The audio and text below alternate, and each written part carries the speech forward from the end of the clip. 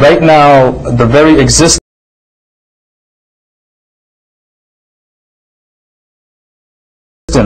of the planet Earth, the ecological sustainability of the planet Earth is under direct threat. All right.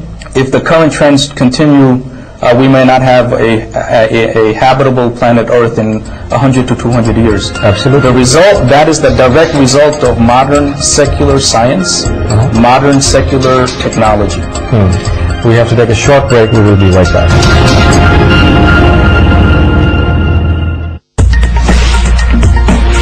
Express 24/7. News as it happens. Z20 सबसे बड़ा package, सबसे छोटा call rate. अब 20 second की call करो सिर्फ 45 पैसे में हर नेटवर्क पर हर बार। सबके दो। This is Express 24/7. अब डायल ट्यून सेट करना और भी आसान, चाहे तो गाना या मूवी का डायलॉग सुना दे, और अगर मूड अच्छा ना हो तो जोक से हंसा दे।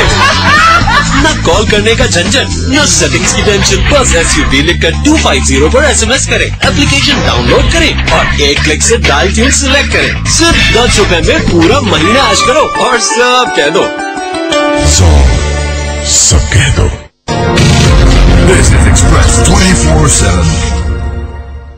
Z20 सबसे बड़ा पैकेज, सबसे छोटा कॉल रेट। अब 20 सेकंड की कॉल करो सिर्फ 45 पैसे में हर नेटवर्क पर हर बार। सब कह दो।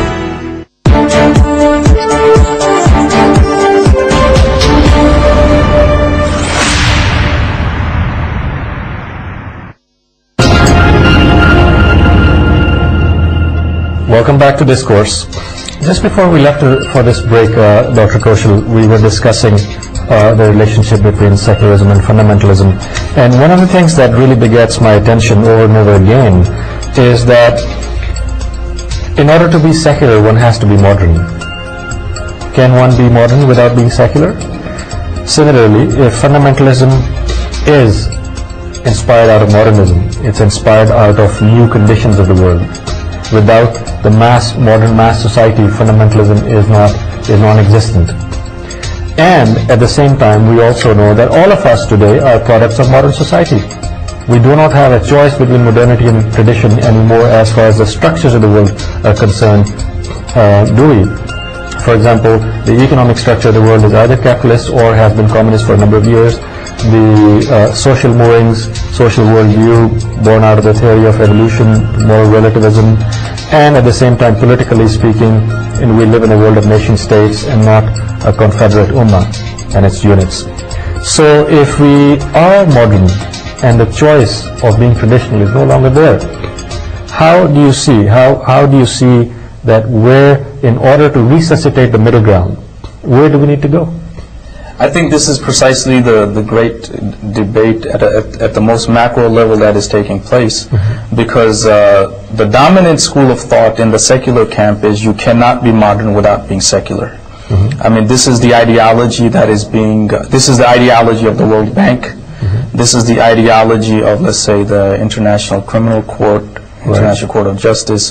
This is the idea. This is the ideology of Western. All of this, the Washington Consensus. This is the ideology which students are indoctrinated, basically, in Oxford and Cambridge and Harvard. If I may ask, I'm sorry to interrupt over here, but how would we discuss being modern over here? I mean, is it strictly in an economic sense? It's in a political sense? It's into a family value sense? Exactly what are we talking about over here in terms of its definition of being modern? I'm very glad that you asked me that. Actually, one time I was in a conference in Germany, and it was a 10-day workshop in Islam and modernity. We couldn't come up with a definition of modernity that everybody would agree on, but I can lay down some notions for you.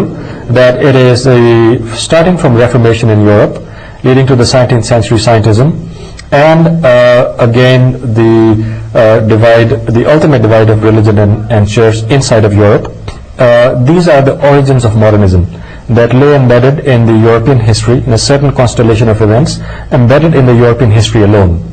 And so those changes, when they were spewed over and they impacted or infected the rest of the world, is when the world gradually became modern, in which religion is looked upon as a superstition, backward form of human consciousness, something to be withered away, and then we make the leaps of progress.